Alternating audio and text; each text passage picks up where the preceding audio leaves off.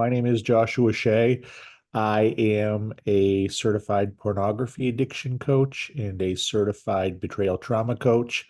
I have been doing these two things for about 4 years. I discovered them at the beginning of the pandemic. It's completely normal to be interested in and curious about depictions of sexuality. Going back as far as you can in time, you're going to find cave drawings and little idols that people have been using and making for pornographic or masturbatory purposes. It's a normal, natural thing. It's just that with the advent of high-speed internet and access, it's leaving a lot of people wide open to get into trouble before they even recognize it.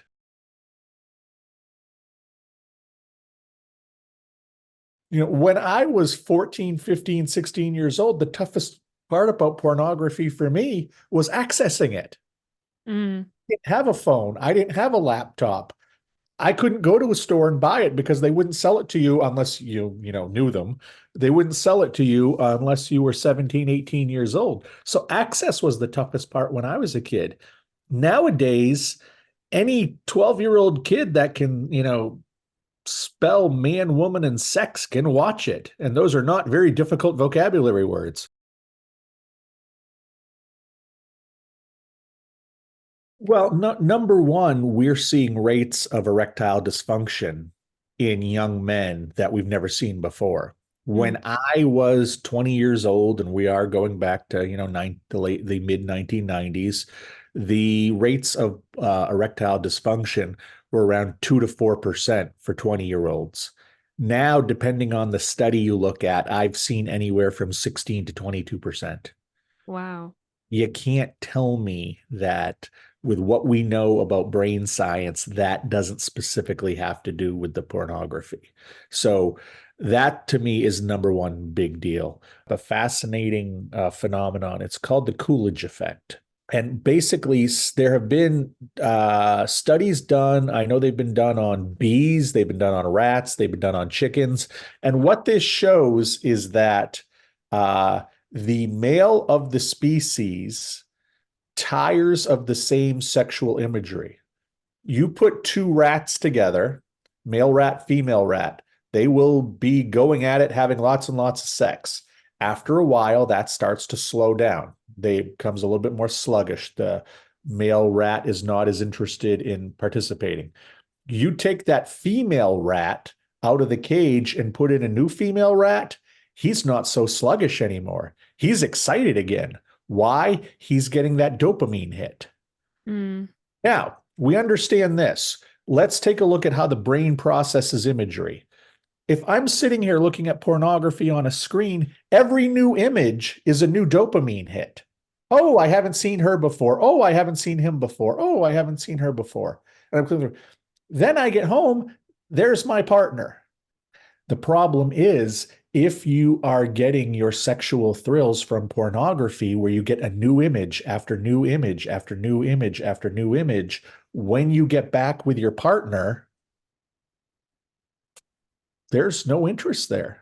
I've I've seen you naked. I've had sex with you. I would rather touch myself and watch a stranger on a screen, and it's easier for me to get sexually excited that way than to have actual intercourse with my partner. And this is where we get the porn-induced erectile dysfunction. People cannot perform with their partners and cannot perform in real life because it's a kind of a seen it, been there, done that thing. Yet you yeah. never know what's going to happen on a screen. So it's a lot like that rat who, whether it's a real rat in front of him that's new, or they've tried this as well, shown them pictures of new rats. They get excited that way.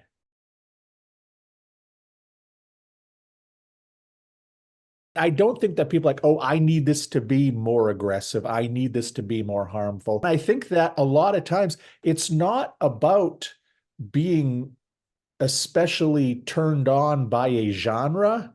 I think it's Okay. just that it's a different genre, and a different genre tweaks the mind a little bit. So if somebody moves to bondage, It's not that they want to engage in that in real life. It's not that they're really interested in that. I think most of the stuff that a lot of my clients watch, they would run the other direction from if it ever was happening in real life. Right. But it's just that it's different, and different is good. That makes it easier to achieve the orgasm, and that's where you get the biggest burst of the chemicals in the brain.